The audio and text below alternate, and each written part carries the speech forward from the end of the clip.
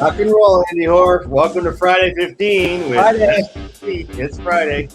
Excellent. No, folks, welcome to Friday 15 with Master B2B. Today we're talking some cool stuff about 2024 and planning for the next year. My name is Andy. My name is Brian Beck. I'm getting confused. I'm mind melding with Mr. Hoare here. I don't know. Anyway, Brian Beck here. I'm joined by Andy Hoare. We are the co-founders of Master B2B, Thought Leadership Series, and community of B2B e-commerce executives. Andy, welcome to another Friday 15. Yeah, this is once again a great topic, and we're talking about what people are concerned about for 2024. So yes, there's a lot to be concerned about. So we're gonna have a lot to talk about. Yeah, there's certainly a lot to consider, and a lot being thrown at our executives here. So we're just going to dive right on into this.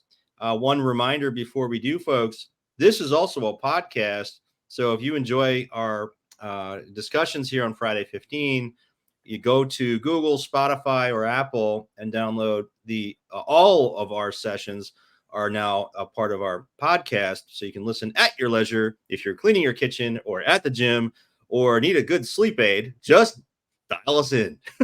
Or that commute. The commute's always good too. You're getting ready to fire yourself up for work and get all buzzed up about what you do. This is a great way to do it. Exactly. So our question today for Friday 15, what are the top concerns of B2B e-commerce execs for 2024? So at the time we're doing this session here, we're right at the beginning of December 2023. It's a time when folks are thinking about trying to wrap things up for the year. And there's so much, Andy, being thrown at executives. And the news, for example, this is a big story here. We're talking about Henry Schein hit with a cyber attack in mid-October. They are still dealing with the consequences of this. The hacker, called Black Cat, reportedly said it had cost Henry Schein $150 million in lost revenue. This is no joke, Andy. Did you see this? Yeah. How do you like the fact that these guys, I guess, have MBAs on staff because they do discounted cash flow analysis and tell you exactly what the value is of what they stole from you? I know 35 terabytes of data. Wow. They were down for at least a week, and 2 weeks after this was announced, after it happened, they announced it later. They still had a message on the website saying call to order. And so, there seems to be a targeting of the healthcare vertical here. And I think they got caught up in that, even though they're really a dental supplier. It's not a hospital, for example, which is where they really hold people hostage, sadly. Interestingly enough, Henry Schein has a $60 million cyber policy that is going to cover some of this. Yeah, insurance, which I didn't even know that was a real thing. But so, yeah, there's going to come. But, in reading through this, I think we saw just quickly that there were other cyber attacks that now have to be announced because the SEC requires it if it's material to the business. A lot of times before, I think these things were just ignored. But Ace Hardware had an attack earlier this year. Shively Brothers had an attack. This is, and there actually were a few others. Clorox got hit for $500 million. Dole, $200 million. So this is, if somebody was stealing stuff out of your warehouse and it cost you this amount of money, I think there'd be a lot more outrage and a lot more action. But there's got to be something done here because this is literally having a material impact on businesses. And executives, you think about where they're focused, right? And again, things being thrown at them constantly. This is something that can fall under the radar, right? You don't necessarily think, oh, well, that, we've got our protections in place, we have our disaster recovery, et cetera. But this, should this be a concern, of folks, of executives as they head to next year? And this isn't just, I don't know if you saw this article here. A 23andMe confirms hackers stole ancestry data on almost 7 million users. This isn't just commerce data, Andy. We're talking about personal information being stolen. This is a trend that seems to be occurring here and clearly needs to be something that executives are paying attention to. But then, switching gears, you see this story, New York Times, McKinsey reported on that this week. All that empty space belongs to someone. 1/3 of full-time workers in the United States are still working at least partly from home. One major city's empty office space is now above 70%. This is compounding the work from home concerns. How do you recruit in this environment? This is still a lingering issue from the pandemic. So, is this a top concern, right, Andy? What do you think? Well, it remains a top concern for top talent. I've said this for the longest time. I think this will equilibrate. Eventually, you'll have hybrid, models, which are kind of what exists right now. But there are a lot of really talented people who are mostly individual contributors, and they're not in a management role per se, but they're the backbone of a lot of these businesses and what really differentiates them. And a lot of them are like, I don't want to go into the office. Right. It's inconvenient. I got to commute. It reduces my productivity because I spend a lot of my time helping other people, and then I can't do my own work. That wasn't an option before, but working from home is an option for these people. So you strike this kind of Faustian bargain where with your top talent, you're saying, hey, I need you to come into the office to help other people, which doesn't help you, but helps us. And at the end of the day, I think most people are going to say to themselves, I'm going to do what's in my best interest, or maybe I'll go work someplace else.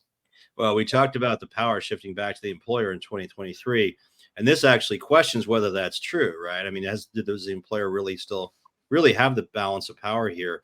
Has it shifted it back to the employer or to stay with the employee? I think it's still largely with the employee in this kind of environment, Andy, to your point. I think we're seeing, and the evidence is in what commercial developers are doing. They're basically looking at these buildings saying, we're never going to fill these buildings with businesses again. So in a lot of urban areas, I live in Chicago, they're looking at these buildings and trying to figure out how to convert them into condos. And there are actually some real problems with it. Like there aren't windows in the middle.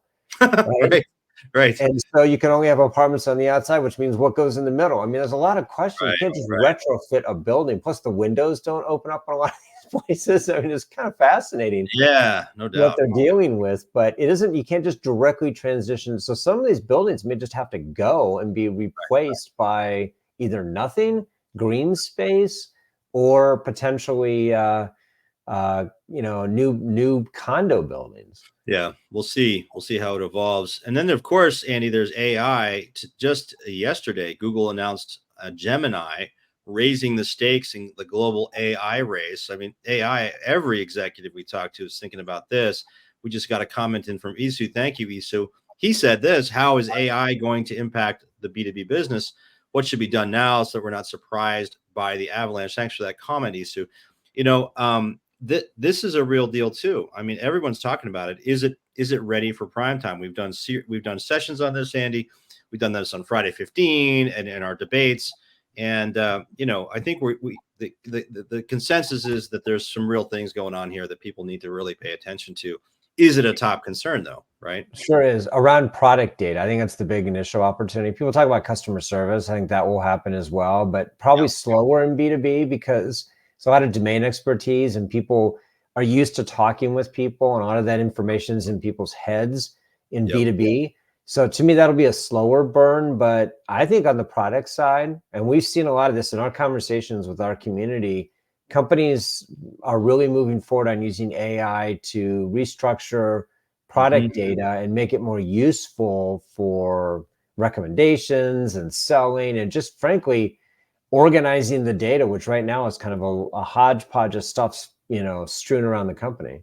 Well, we've seen it. Two quick notes there. We've seen that if the information exists in the world, meaning it's on the web or wherever, and which is why Google has such an advantage because they have access to so much data. If it exists in the world, as it relates to product and content, product related content, then a distributor or someone who can go out and use AI to gather and clean and all that the information for products for their use on their site. However, if I'm a manufacturer and the information doesn't exist anywhere, AI has nothing to go to, right?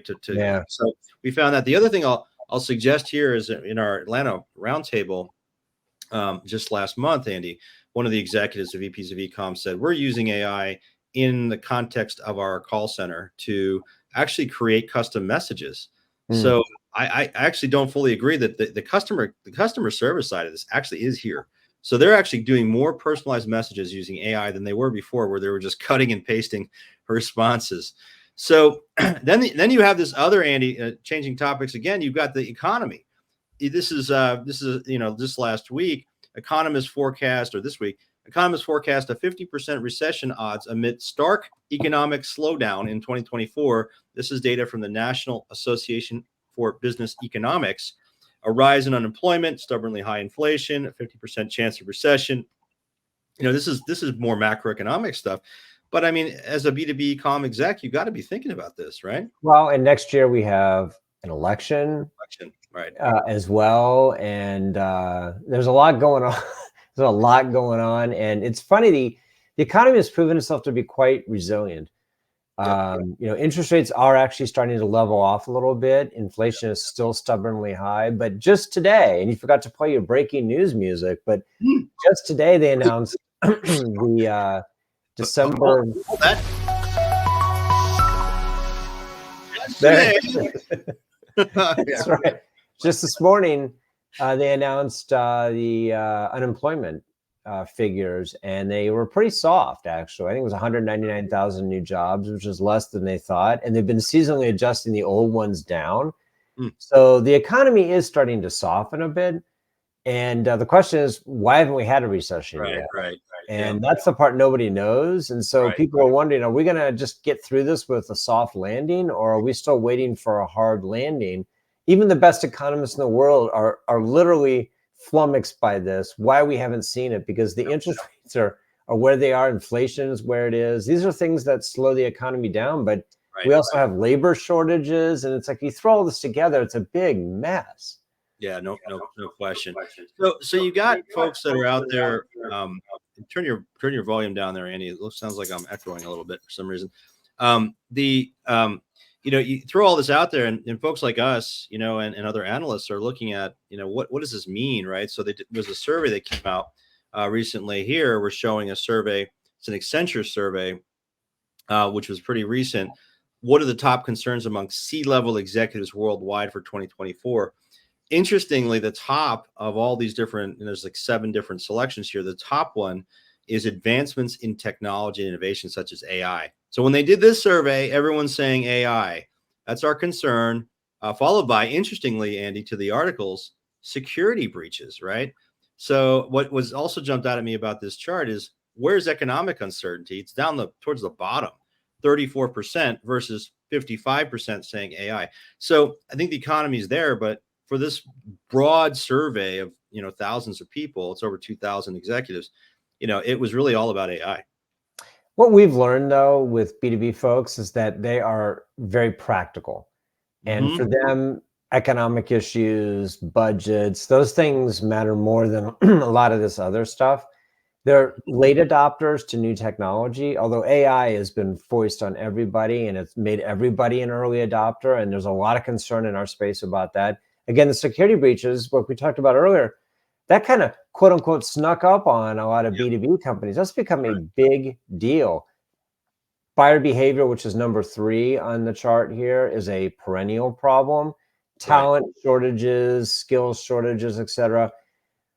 I think a lot of B2B companies tend to be parochial too. They tend to focus on regional and local issues. So geopolitical tensions are not something that these companies are necessarily dealing with, but they are affected by them without question. So when we looked at our when we looked at our, to your point again about, practicality of B2B executives, when we did our survey in 2023 of the state of B2B e-commerce, we surveyed, we found that number one, 68%, when we asked them about top barriers for B2B e-commerce growth, 68% said that budget was their top barrier. So talk about practicality. You don't got the money, you can't do anything. Right? And we asked about some of these other, it wasn't like a 1-question survey. There were several questions in the survey, and this was one of them, and budget finished at the very top. Yeah, and then we went out to LinkedIn and we asked this question this week, Andy. What do you think the top concerns are in 2024 for B2B e-com execs? And here's the result of our LinkedIn poll. For those of you on the podcast, I'll read it. Top concern, number 1, the economy and limited budgets, far and away, 57% said that, over AI, 21%, over human resourcing, 11%, over changes in buyer behavior in B2B, 11%. So by far and away, economy, right? So this is, to your point, very much about practicality. So what does a B2B executive do with this, Andy? Pray. You could do that, sure. But what No, else? it sounds trite to say this, but it's really know what your customers are buying.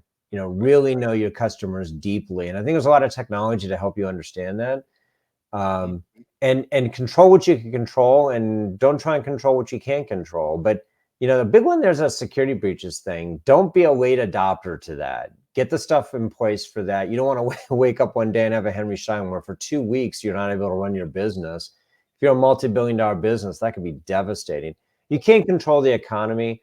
I think we're seeing a lot of companies around the hiring front getting less aggressive around on that note, where they're hiring contractors, temporary people, kind of trying to make it possible to scale up and down. I think that's a smart move in an uncertain time.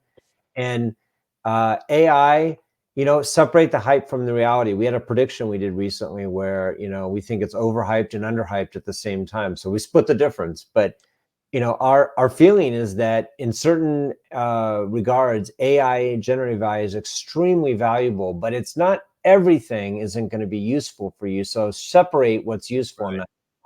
Well, I think it's part of it is also, using AI, for example, to create efficiencies in the organization. You talk about data, customer service, areas where, writing content, places where you can actually, if you want to get something done, leveraging AI versus more expensive, potentially other types of resources. So the budget, I think people are getting scrappy and smart. We hear this in our roundtables and also on our forum, which is, encourage you guys to join this. Our forum has almost, I think we're at about 350 members. It's all practitioners asking questions. The key here, when you think about prioritizing in times of tighter budgets, you've got to talk to your peers about what's working, what's not working, get input. Prioritization is more critical than ever. So this is a place you can do it. There's no cost for you to join. It is only practitioners. We have no vendors or solution providers in here. Go to our website, Master B2B, click on forum and submit a application to join, and we'll review that. And if all looks good, you'll be in the forum. And so, Andy, we've got some exciting stuff coming up. We have one more Friday 15 session this year, which is next Friday. We hope you'll join us for that. So a year in review, right?